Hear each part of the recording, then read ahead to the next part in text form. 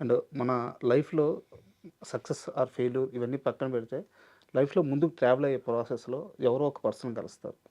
So, వాళ్ళ వల్ల మన లైఫ్ చేంజ్ అయిపోద్ది. యాహ్! సో, అలాంటి వ్యక్తి మీ లైఫ్‌లో శేఖర్ కమ్ముల గారు. యాహ్!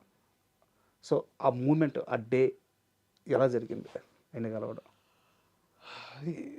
ఆహ్, బేసిక్‌లీ నేను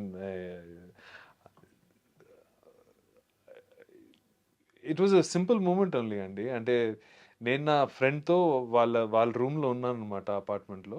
అండ్ పక్క రూమ్‌మేట్ వాళ్ళ ఫ్రెండ్ అప్పుడు శేఖర్ వచ్చారనమాట. యూఎస్ నుంచే వచ్చారు. హ్మ్. అక్కడ వాళ్ళు డిస్కస్ చేస్తున్నారు ప్రాజెక్ట్ గురించి.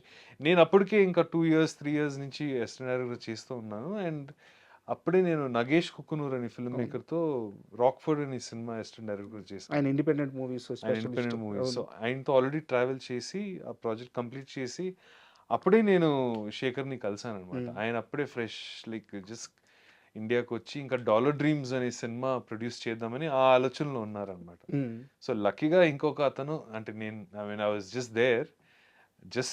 జస్ట్ ఒక మ్యూచువల్ ఫ్రెండ్స్ హౌస్‌లో అలా కలిసాము. మాట్లాడడం హి టాక్డ్ అబౌట్ ఇలా 'డాలర్ డ్రీమ్స్' అనే ఒక కాన్సెప్ట్ ఉంది. లో బడ్జెట్‌లో చేయాలి.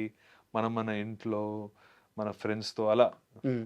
జస్ట్ లైక్ 'నగేష్ కుకునూర్' హైదరాబాద్‌లో ఎలా చేశాడో అలాగే ఇంకొక ప్రాజెక్ట్ మేబీ డిజైన్ చేయొచ్చు అని ఒక డిస్కషన్ స్టార్ట్ అయింది. సో, ఆ ప్రయాణం అలా స్టార్ట్ అయిందనమాట.